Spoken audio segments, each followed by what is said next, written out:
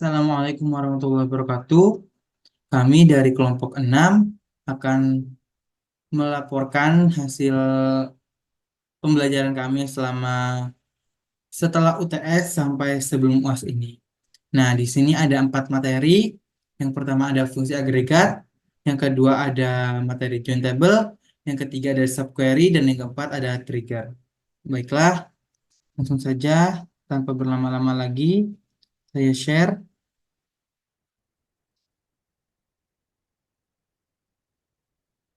Oke, di sini ada anggota kelompok kami. Yang pertama saya sendiri, Kemas Alvinazi Baramtari dengan NPM 143. Yang kedua ada Aldi Torstu Wintama dengan NPM 215 dan Alif Bayu Amariski dengan NPM 216. Oke, studi kasus di sini kami mengambil studi kasus restoran cepat saji di mana terdapat 5 tabel, yaitu tabel bahan masakan, tabel pesanan, tabel menu, tabel pelanggan, dan tabel kasir. Berikut ini ada CDM dan PDM-nya yang saya buat menggunakan aplikasi Power Designer. Oke, nah ini CDM dan ini PDM-nya. Karena ini apa tugas dari semester yang lalu, jadi mungkin ada sedikit pembaruan dari kami, yaitu di bagian tabel pesanan kami melengkapinya lagi dengan menambahkan ID pelanggan agar bisa terhubung dengan tabel pelanggan nantinya. Nah, di sini kan dilihat tidak ada ID pelanggan ya. Nah, namun kita menambahkan untuk memperbaruinya. Oke. Yang pertama fungsi agregat. Fungsi agregat dalam SQL Yok mengacu pada sekumpulan fungsi yang digunakan untuk merangkum data dalam basis data MySQL. Fungsi-fungsi ini membantu Anda melakukan perhitungan statistik atau merangkum informasi dari suatu kolom atau kelompok data. Nah, di sini ada beberapa fungsi agregat. Yang pertama ada sum. Sum ini untuk menghitung jumlah nilai dalam satu kolom dengan rumus select sum nama kolom from nama tabel. Yang kedua ada average atau rata-rata, menghitung nilai rata-rata dalam satu kolom dengan rumus select average nama kolom from nama tabel. Kemudian ada count. Count ini untuk menghitung jumlah baris atau nilai dalam satu kolom dengan rumus select count bintang from nama tabel. Yang keempat ada min. Ini menemukan nilai minimum dalam satu kolom dengan rumus select min nama kolom from nama tabel. Selanjutnya ada max, menemukan nilai maksimum dalam satu kolom dengan rumus select max nama kolom from nama tabel. Yang selanjutnya ada contoh penggunaan fungsi agregat dengan klausa group by dengan rumus select nama kolom count bintang from nama tabel group by nama kolom. Dalam contoh di atas, count menghitung jumlah baris untuk setiap nilai dalam kolom nama kolom dan hasilnya dikelompokkan berdasarkan nilai tersebut. Penting untuk dicatat bahwa fungsi agregat sering digunakan bersama dengan klausa group by untuk merangkum data berdasarkan kriteria tertentu. Klausa group by memungkinkan Anda membuat subkelompok data dan kemudian menerapkan fungsi agregat pada setiap kelompok tersebut. Sebagai tambahan, fungsi agregat juga dapat digunakan dengan klausa having untuk menetapkan kondisi pada hasil yang dihasilkan setelah penerapan fungsi agregat. Nah, di sini bukan hanya klausa group by, having by, tapi having tapi juga ada misalkan ada order by tuh, dan lain-lain. Nah, dalam SQL Yok Anda dapat mengeksekusi query SQL ini melalui antarmuka pengguna SQL Yok. Nah, langsung saja kita ke implementasinya. Nah, yang pertama ini, sebentar, ada soal menjumlahkan semua bahan masakan yang ada. Oke, langsung saja select sum. Ini tabel bahan masakan dulu ya, karena saya lupa. Nah, ini ada stok bahan. Stok bahan. Kita aliaskan. Ini ada total bahan from tabelnya apa? Tabelnya bahan masakan.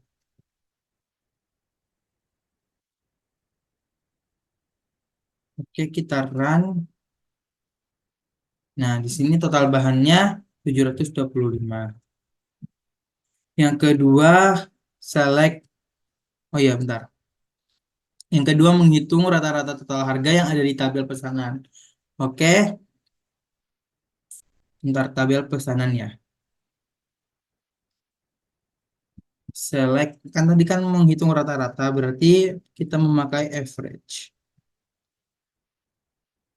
Average total harga,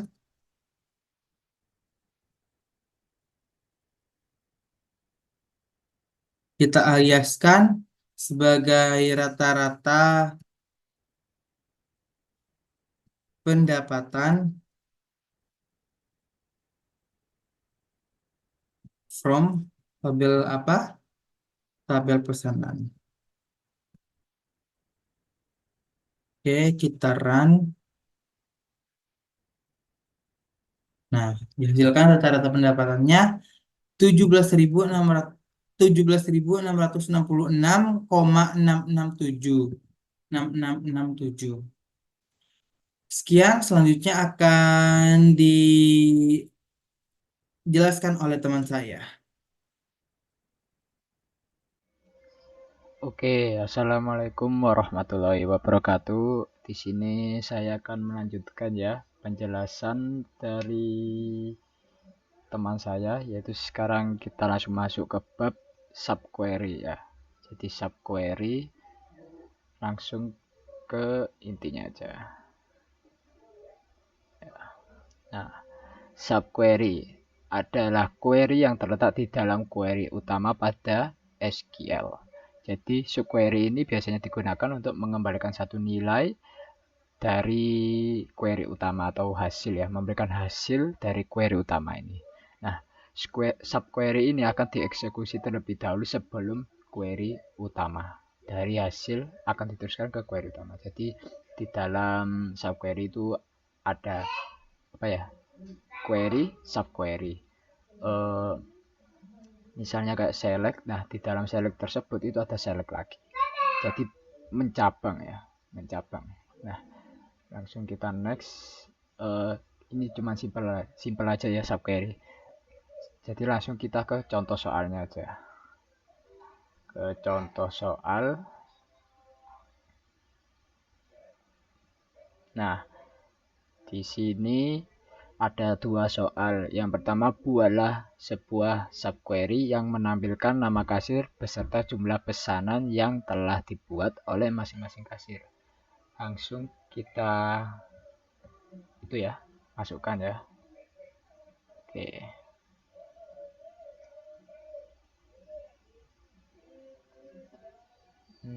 Sebentar, ini select. Langsung ya, kita set. Masukkan select nama kasir. Oh ya, ini sudah saya query apa ya? Ini sudah tertera restoran ya, yang sudah kami buat, sudah juga ada tabelnya. Nah, ini sudah ada bahan masakan kasir. Jadi tinggal kita meng-query-nya aja. Kita query nama kasir tanda kurung. Langsung enter. Itu select lagi ya, select count. Nah, count ini untuk apa ya, melihat jumlah dari pesanan yang telah kita buat tadi ya, masing-masing kita beri bintang ya. Nah, seperti ini. Situ form pesanan, enter where. Jadi kita memakai where untuk mencari pesanan tadi ya, mencari pesanan.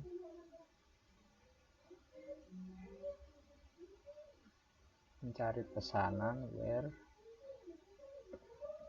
pesanan dot id kasir. Nah, kita kasih titik biar untuk mendeklarasikan bukan mendeklarasikan apa ya, untuk mencari ini biar lebih gampangnya. Kita enter id kasir. sama dengan kasir dot. Nah, ini ID kasir juga. Enter, tanda kurung tadi. Nah, ini. Setelah itu alias jumlah pesanan. Jumlah pesanan. Nah, jumlah pesanan terus from bentar, ini saya tatakan rapi ya biar terlihat subquery enggaknya. From ini gini, from kasir titik 2, jangan lupa titik 2 titik koma. Langsung kita execute ya. Nah, di sini langsung menampilkan nama kasir dan jumlah pesanan. Dari nama Rian Suprapto jumlah pesanan 0, Randy Cigura jumlah pesanan 4, Melin Rosa jumlah pesanan 2, Tora Taiga jumlah pesanan 0, Febrinala jumlah pesanan 0. Nah, hasilnya ini. Langsung kita ke contoh soal 2. Ini 2 buatlah sebuah subquery yang menampilkan menu yang memiliki harga di atas rata-rata harga menu. Oke. Langsung kita execute ya. Kita buat ya, sama kayak tadi. Kita buat ya, select. Nah, oh ya, untuk subquery ini kurang lebih seperti ini. Di dalam query tersebut ini ada namanya subquery. Nah, di select, terus kita select lagi. Nah, ini yang dinamakan subquery, query subquery ya, kurang lebih seperti ini. Langsung ya, sama kayak tadi, select, kita kasih nama menu. Nah, harga menu from menu menu ya, kita mencari ya, where mencari harga menu. Kita kasih logo lebih dari ini ya. Ini fungsinya lebih dari karena kita akan mencari harga di atas rata-rata harga menu ya. Jadi ini select, kita tab biar kelihatan ya, biar kelihatan rapinya, biar kelihatan query subquery-nya.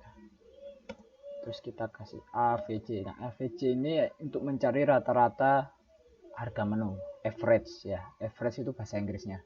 Untuk bahasa Indonesia itu rata-rata. Jadi kita langsung kasih kurung harga menu. Harga menu tutup kurung. Nah, di situ from menu. Enter, kita tutup ya. Kita tutup titik koma. Lanjut kita running. Kita execute. Oh, bentar, ini ada yang salah.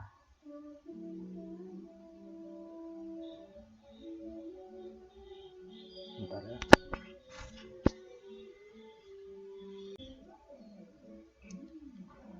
Sebentar, kita ya. Oke, kita running lagi. Coba. Tuh, ini ada apa ya? Oh, lupa saya. Nih, ya, bentar. Oke, kita running kembali. Nah, ini dia hasilnya. Kita hasil execute tadi ya, menampilkan menu yang memiliki harga di atas rata-rata harga menu tadi. Nama menu burger, harga menunya itu 13.000. Untuk roti john harganya 12.000. Nah, sekian untuk penjelasan dari query subquery ya. Jadi intinya di subquery ini terletak di dalam query utama seperti ini. Nah, ini diselect ya. Ini query utama, sedangkan ini adalah subquery-nya. Kurang lebih seperti ini. Ya. Nah, ini query utama dan ini subquery-nya. Langsung kita ke from kasir. Nah, sudah kan ya. Hasilnya akan menampilkan ini tadi. Ya, udah. Mungkin sekian dari saya. Wassalamualaikum warahmatullahi wabarakatuh. See you next video. Assalamualaikum warahmatullahi wabarakatuh. Perkenalkan, nama saya Ali Boya Rizky dengan NPM Mahir 216. Di kesempatan kali ini saya akan memaparkan materi tentang database restoran. Melanjutkan teman saya dengan materi join table dan juga trigger. Langsung kita next saja.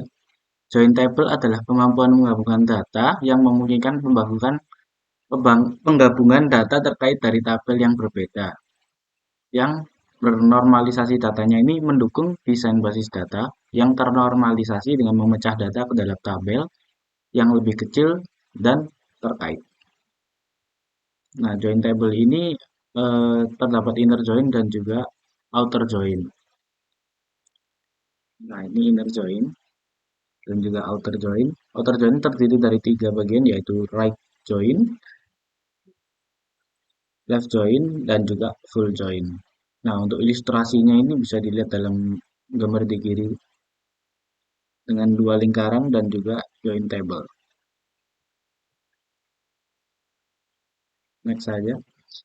Join table yaitu terdiri dari inner join, wrap join, left join, dan full join. Inner join mengembalikan baris yang memiliki nilai yang sesuai di kedua tabel yang di join, dan hanya baris yang memiliki nilai cocok di kedua tabel yang akan muncul di dalam hasilnya. Lalu ada right join atau right outer join yang mengembalikan semua baris dari tabel kanan dan baris yang sesuai dari tabel kiri. Dan jika tidak ada kecocokan, kolom dari tabel kiri akan berisi 0. Selanjutnya ada left join atau left outer join. Fungsinya untuk mengembalikan semua baris dari tabel kiri dan baris yang sesuai dari tabel kanan. Dan jika tidak ada kecocokan, kolom dari tabel kanan akan berisi 0. Selanjutnya ada full join atau full outer join. Nah, ini fungsinya untuk mengembalikan semua baris ketika ada kecocokan di salah satu tabel. Jika tidak ada kecocokan, kolom dari tabel yang tidak memiliki kecocokan akan berisi 0. Query join tabel. Nah, query join tabel untuk inner join contohnya seperti tampilan dalam PPT ini, yaitu select employee ID, employee name, department, department underscore name, from employee, inner join department on employees department underscore ID sama dengan departments.id, titik koma. Lalu untuk right join, left join, dan juga full join ini sebenarnya fungsinya untuk query-nya sedikit mirip, hanya berbeda dengan setelah from employees untuk right join, untuk left join diganti dengan left join, dan juga full join sama juga. Langsung kita lanjutkan ke contoh soal untuk implementasi dalam database restoran. Kita lihat soal. Nah, ini adalah tampilan soalnya. Yang pertama adalah tampilkan semua pesanan beserta nama kasir yang melakukan pesanan dan total harga pesanan.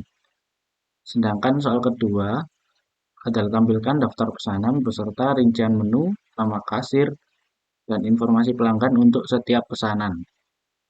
Untuk nomor 2 menggunakan inner join, nomor 1 menggunakan join biasa.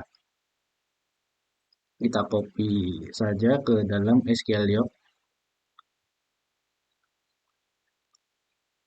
Nah, ini adalah database dari restoran yang sudah teraplikasikan dalam SQL Doc. Untuk langkah pertama adalah menambahkan query. Oke, kita copy saja soal yang tadi. Kita tambahkan slash dan juga bintang agar tidak bertabrakan dengan query untuk fungsi join nanti.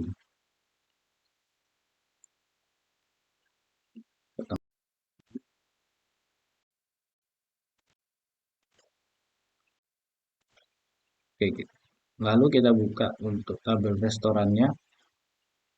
Nah, terdiri dari bahan masakan, kasir, menu, dan juga pelanggan, serta pesanan. Nomor satu adalah menampilkan nama pesanan. Nah, untuk itu fungsinya adalah select pesanan.id, pesanan, dan juga kasir, nama kasir, karena menampilkan nama kasir. Lalu pesanan, eh, ya kasir, nama kasir terlebih dahulu, lalu pesanan, waktu pesanan,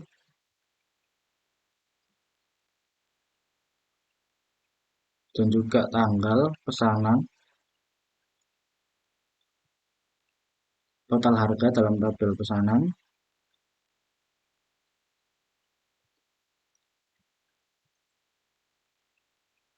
dan juga from pesanan dari tabel pesanan, memilih data dari tabel pesanan, kita joinkan kasir ke dalam tabel pesanan.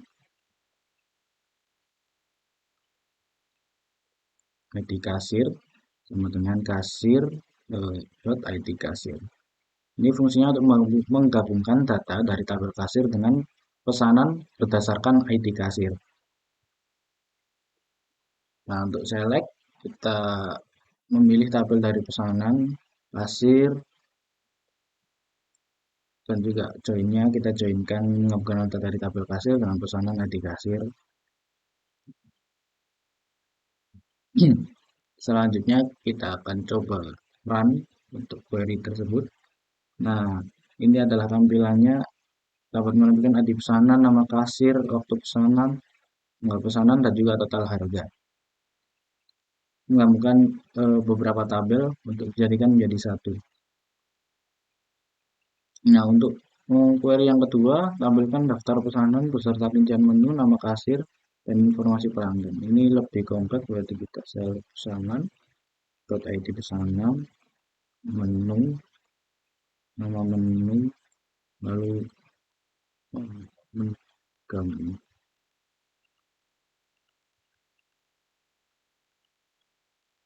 dan juga pesanan, waktu pesanan. Tabel pesanan kita masukkan semua saja dalam query-nya, total harga, dan juga tabel kasir, total harga, kasir, nama kasir. Lalu tabel pelanggan kita masukkan juga.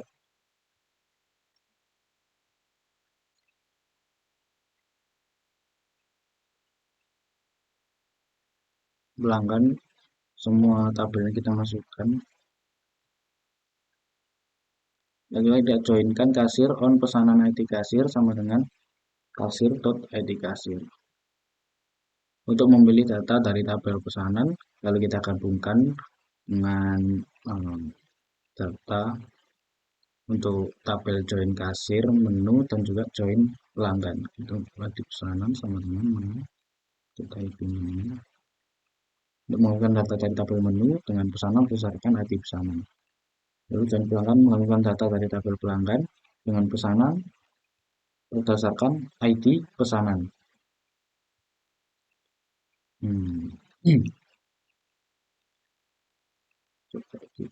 Nah, ini sudah selesai untuk query-nya. Untuk select, untuk menampilkan daftar pesanan beserta rincian menu, nama kasir, dan informasi pelanggan sesuai soal. Lalu kita memilih data dari tabel pesanan. Kita gabungkan data dari tabel kasir dengan pesanan berdasarkan ID kasir, ID pesanan. Kita gabungkan 3 tabel tersebut ke dalam tabel pesanan. Nah, begini adalah tampilannya, lebih lengkap daripada nomor yang pertama karena lebih detail. Menampilkan semua daftar rinciannya. Kita coba run dua-duanya. Nah, seperti ini tampilannya. Untuk nomor 1. Lebih sedikit daripada nomor 2. Lebih detail. Ya, seperti itu. Mungkin oke, saya akan melanjutkan materi untuk trigger dari materi sebelumnya. Trigger ini adalah pemicu dalam basis data, merupakan potongan kode yang dieksekusi secara otomatis atau dipicu oleh suatu peristiwa tertentu seperti operasi penyisipan atau insert, update, atau delete pada satu tabel. Nah, trigger ini dapat digunakan untuk melakukan tindakan tertentu atau memproses data secara otomatis ketika peristiwa tersebut terjadi. Nah, langsung saja kita ke contoh soal untuk implementasi database. Ini database-nya yang untuk restoran. Untuk soal itu saya ada dua soal. Yang pertama atur trigger untuk pesanan baru dan yang kedua mencegah. Langsung kita kopas saja untuk new query editor. Kita paste. Nah, pertama untuk membuat trigger mengatur bahwa setiap kali sebuah pesanan baru, maka stok bahannya akan berkurang. Kita bisa menggunakan create trigger ini atau juga bisa coding sendiri. Di sini saya memilih untuk create trigger. Kita beri after ya, karena untuk nomor 1 itu setelah data di input. Langsung. Nah, buatlah trigger yang mengaturnya tadi untuk after, nomor 1 itu after. Jadi kita hapus saja untuk before dan juga update delete, kita buat after insert saja. Untuk restoran, untuk tabel nama kita ubah jadi pesanan.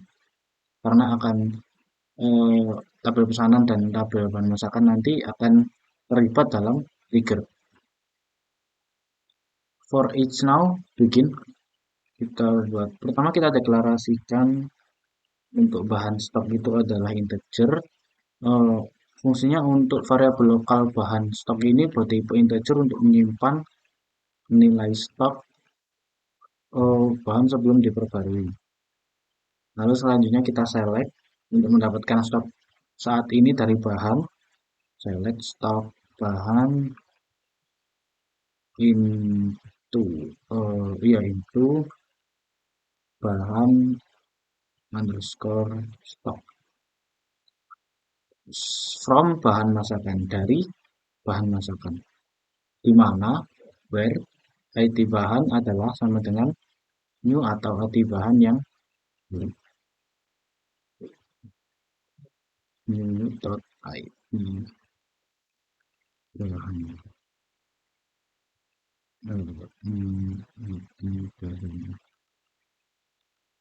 oke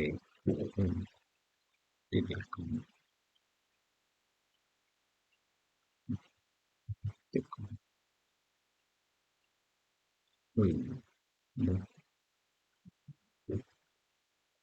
untuk mengambil nilai stok tadi, kalau update untuk kita perbarui nilai setelah pesanannya tadi untuk bahan masakan, set stok bahan sama dengan bahan bahan underscore stok dikurangi 1, karena nanti sesuai logika ketika nanti pesanan dibuat maka kurang 1. Kita lanjutkan dengan where, di mana id bahan sama dengan id bahan sama dengan new id bahan. Oke, untuk mengambil ini fungsinya untuk memperbarui stok bahan dengan mengurangkan 1 dari nilai stok sebelumnya. Nah, oke, fungsi dari trigger ini untuk apabila setelah menginput data tabel pesanan maka stok bahan akan berkurang. Kita coba run. Masih error. Oh, ini bahan stok berangka. Oke, coba run lagi. Oke, sukses, trigger telah dibuat. Kita coba buka tabel pesanan. Kita buat query baru untuk melihat tabel bahan masakan dengan select from bahan masakan. Kita lihat tabel data lagi untuk pesanan, kita refresh. Oke. Di sini tabelnya sampai 10 untuk ID pesanan, jadi kita akan tambahkan nanti insertnya 11.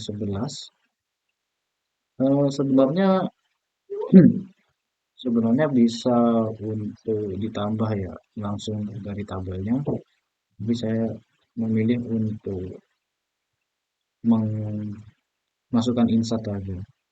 Nah, itu awalnya adalah 47 untuk nilai dari bahan masakan. Saya akan menyebut untuk burger awalnya 47,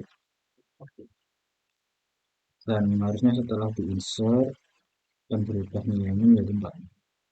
Insert itu pesanan ID, kita masukkan seluruh apa namanya seluruh kolom pada apa atau baris pada tabel pesanan. Kita tinggal lagi pesanan, ID kasih, ID pelanggan, ID buku, ID kasih, ID pesanan, tanggal pesanan, dan juga total harga.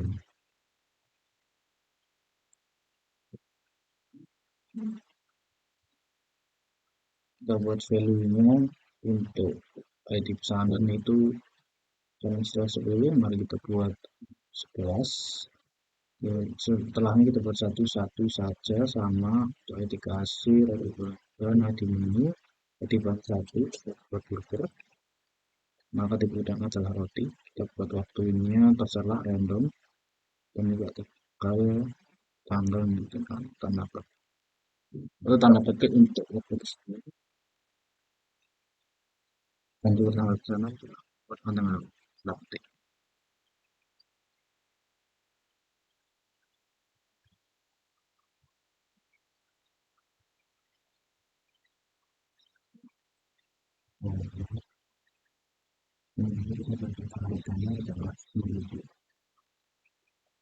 Yuk 13. Oh iya, karena harga burger adalah 13.000.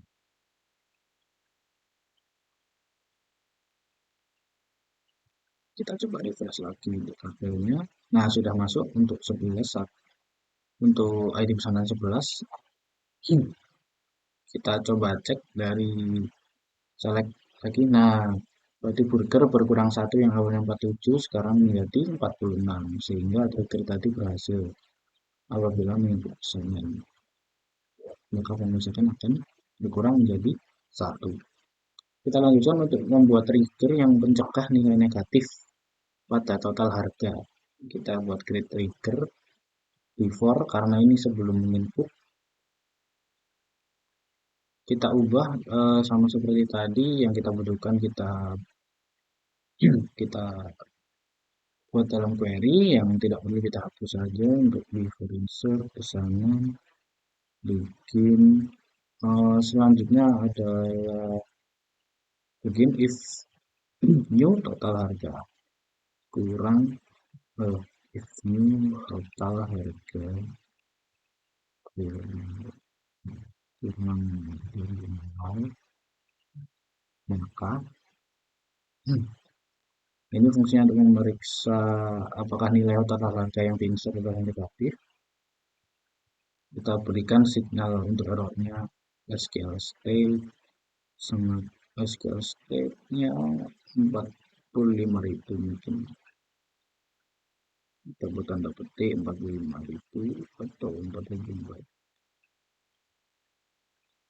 Lalu kita set teks yang akan muncul ketika harganya tadi negatif. Kita buat message text sama dengan tanda petik untuk total harga tidak boleh negatif. Oke, tak lupa jangan titik koma. Nah, jika total harga negatif, maka kode ini akan keluar dari kode error tadi, yaitu total harga tidak boleh negatif, dan akan berakhir apabila and if fungsi. Oke, kita refresh. Nah, ini ada tabel minus tadi untuk saya tes. Nah, kita coba run. Oh, masih error, banyak error. Oh, S-nya ternyata kurang, kelebihan 1. Kita coba run lagi. Ya, berhasil. Triggernya berhasil. Kita coba masukkan lagi seperti nomor 1, kita insertkan untuk khususnya untuk harga, ya kita ubah harganya saja Kita refresh dulu. Salah tekan. Nah, kita buat query baru, kita copy aja dari yang tadi untuk insertnya, kita ubah untuk harganya saja. Awalnya 13.000, ubah menjadi minus. Maaf salah run. 13.000 kita run. Nah, ini keluar total harga tidak boleh negatif karena harganya minus 13.000.